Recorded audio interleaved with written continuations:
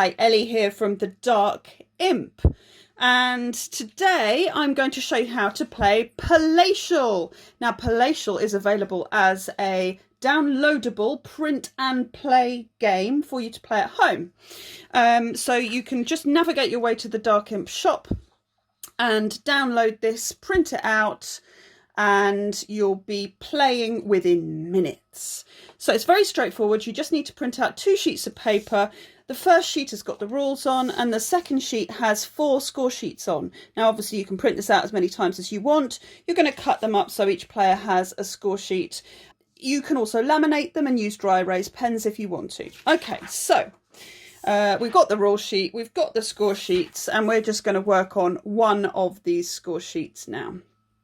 Okay, so in Palatial you're going to need 2 dice, any colour, it doesn't matter, these are just the first 2 I found, and either a pen, a pencil, or I quite like using a highlighter for this one because you're colouring things in. So on your score sheet there's a sort of, it's the plan of a palace and its gardens. So we've got this area in the middle, which is the house, the water gardens, the drive, the formal gardens, the kitchen gardens, and the woodland area. What you're going to do is you're going to play simultaneously. So that means everybody's playing at the same time.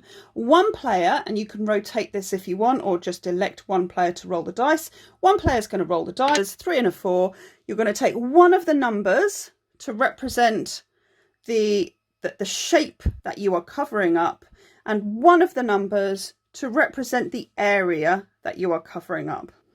So with a 3, 4 that we've got here, you can either use the 3 to be the shape here, this sort of L shape, and you can cover up that shape within the area 4, or you can choose the 4 shape here and cover up that shape within area 3.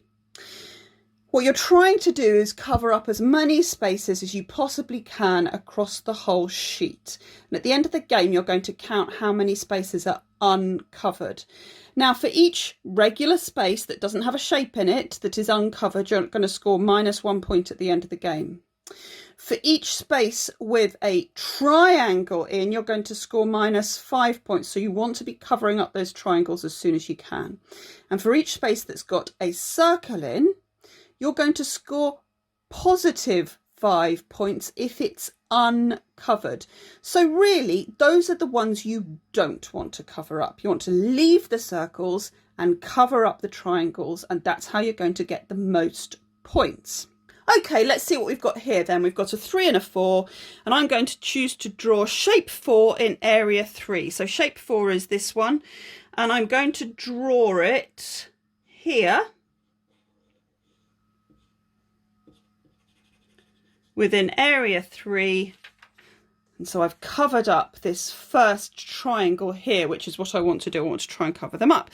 When everybody's just made a decision on their own sheet, you're going to roll again. Now we've got a 1 and a 6. 6 shape is this square shape, and the 1 shape is different from all the other shapes because the 1, you may straddle 2 regions. You can draw what you can cover 1 square in the region shown and 1 square in an adjacent region. So for example, if we take the 6 to be the shape, we're going to do a square shape, and we'd probably do it over here to cover up this triangle. Or we can choose the 1 shape, which is just 2 squares. It's the only one with just 2 squares. All the others have got 4, but it's got a special ability because you can straddle 2 regions, and that's what we'll do. Now we will use that 1 shape and we will cover, oops, I just went over a bit. Oh dear, well that wasn't very clever, was it? Now that's not very beautiful. So I've just tried to cover up 2 squares there and have managed to cover up 2 and a little bit of others. So you can see that I've gone into the 5 zone, but I've still only drawn this shape and I've covered up a triangle. Okay, when everybody's ready, we're going to throw again, and you keep going like that. So let's look at this one, 2 and a 5. We can draw this shape, this long shape, the 2 shape in zone 5, which is over here, or we can draw the 5 shape in zone 2, which is over here. And I think I'm going to do that because zone 2 is particularly hard to fill. And the 5 shape fits in really nicely at the bottom there and covers up the triangle at the bottom. Now you keep going and keep going. If we rolled a 5-2, we would have a problem here because you can't draw shape 2 within area 5 because we've only got 3 left over. You can draw shape 5 within area 2, but it's going to cover up one of our circles. Now, unfortunately, we don't have a choice. If we can do it, we must do it. So we will cover up that. And sadly there, we've lost one of our high scoring circles. Okay, then you're going to keep going. Now, if you are, now look, we've got double 5 here. And we're in a predicament because we've only got 3 spaces left in zone 5 and we can't fit the shape in. So we cannot do this turn. So we have to take a no throw. And you can see on this game, I've already taken 1. This is the second no throw. The game is going to end as soon as the first person gets 3 no throws. So let's have a look at how you score. This is a different game, as you can see. And it's finished because this player's got 3 no throws. And now you're going to add up all of the squares that aren't covered. Let's first of all look at the circles. We've got 1, 2, 3, 4, 5 circles that are not covered up. That's going to give us 25 points positive. Woohoo! Let's look at the triangles. Oh, there's 1 triangle that we haven't covered up there in zone 2, so that's going to give -5.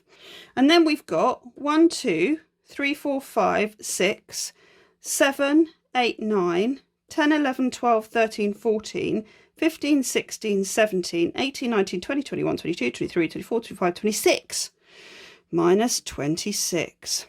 And so on this game, as in many games, I have got a negative score of -6.